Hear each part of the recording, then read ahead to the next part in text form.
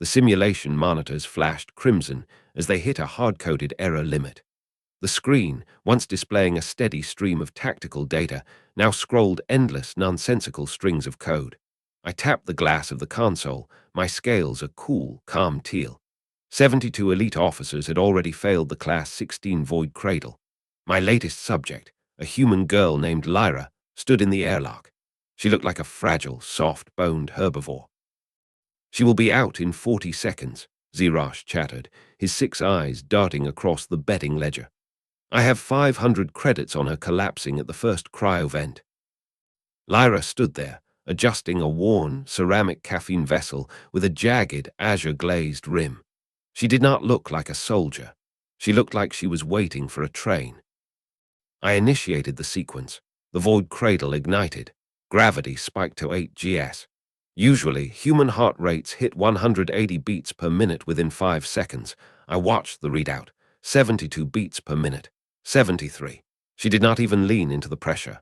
How does a creature with no chitinous plating or hardened joints not turn to jelly? "Why is she still breathing at a normal interval?" Captain Vane grunted, leaning over my shoulder. "Error in the sensor," I muttered, but my scales flushed a light, nervous violet.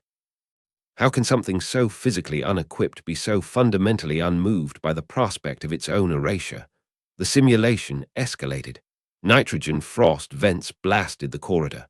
Lyra did not run, she walked. And in the middle of a thermal shift, she unscrewed the blue-rimmed vessel. A puff of steam drifted into the recycler. Clang! She moved a heavy bulkhead plate out of her way with one hand, as if it were a sliding door. Clang! Click! She bypassed the security override with a rhythmic, steady motion. It was not heroic. It was chore-like. Then came the drone swarm, 400 machines programmed to track movement at microsecond intervals. Lyra did not dodge. She just tilted. She tilted her head while sipping her drink, and a drone whizzed through the air where her neck had been a moment before. It was like she was moving through a rainstorm without getting wet. She was editing the space around her. "System error," my console flashed. The data was cascading into nonsense. The simulation could not register her efficiency because it was not supposed to be possible for a soft-fleshed thing to be this precise. My dread grew. The machines were not just missing her. They were breaking themselves trying to track her. I checked the logs. The drones were drawing more power, straining their frames to adjust to her impossible pivots. It was a failure of the model. We had built the vault to test for endurance and panic. Lyra was treating the hazards as scenery. I stared at the screen, my scales burning violet, radiating heat against the glass. The betting ring had vanished. Zirash looked like he wanted to hide under the floorboards. I realized then that we had been measuring her by our own fear response thresholds. We expected humans to panic, to scramble, to break. But she did not fear the cradle, because she viewed the entire universe as a series of manageable tasks. The simulation diagnostics blinked, the hardware struggling to keep up with her fluid motion. She reached the final bulkhead, pulled the pin, and stepped out into the observation bay. 22 seconds total.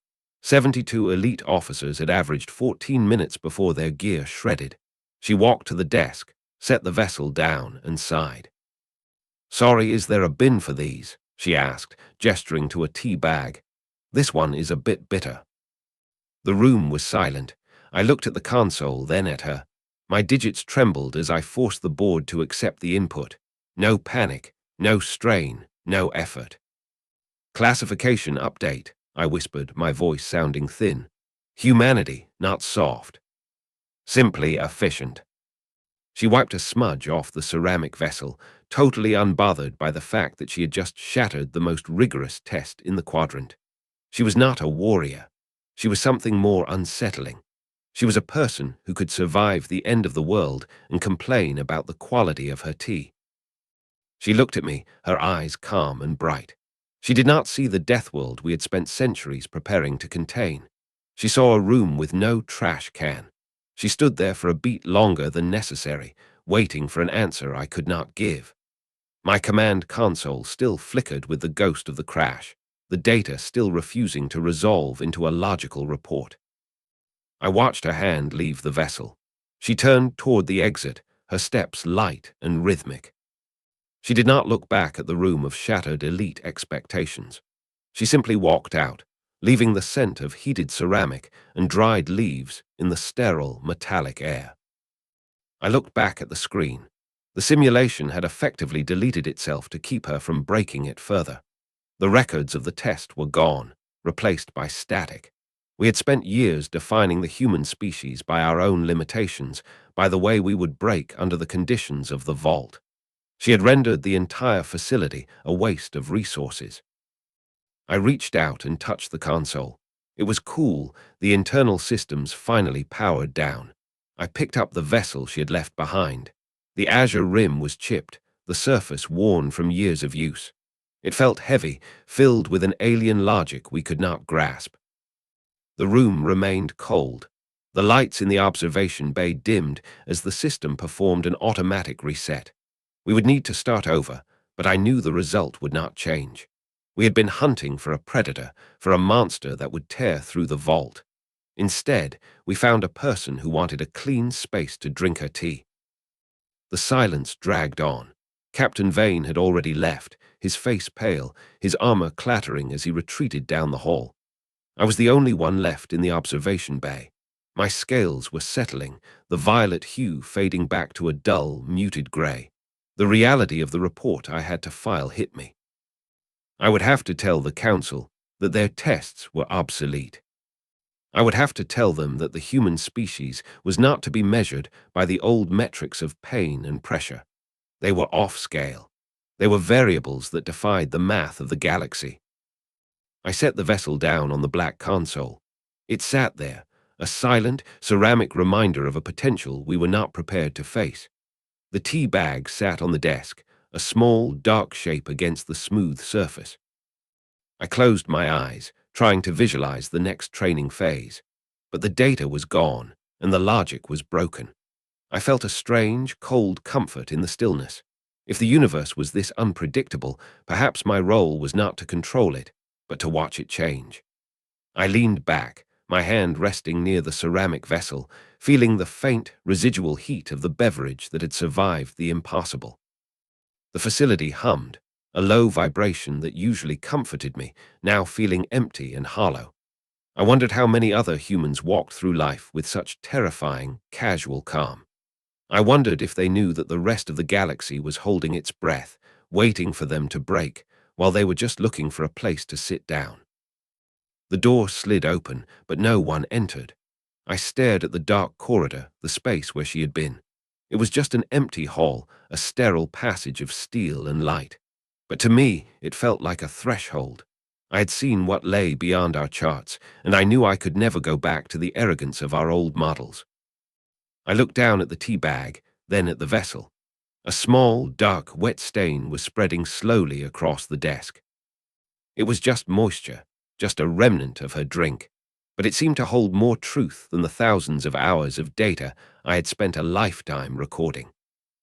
The shift supervisor would be here soon to demand answers. I would have to find a way to explain how a girl with a cup of tea had dismantled our highest defense. I doubted they would understand. How could they, when I was only beginning to understand it myself? I picked up the vessel once more, turning it over in my hands. The azure rim felt sharp against my thumb. It was a common, broken thing, yet it had survived the vacuum of the vault better than our steel bulkheads.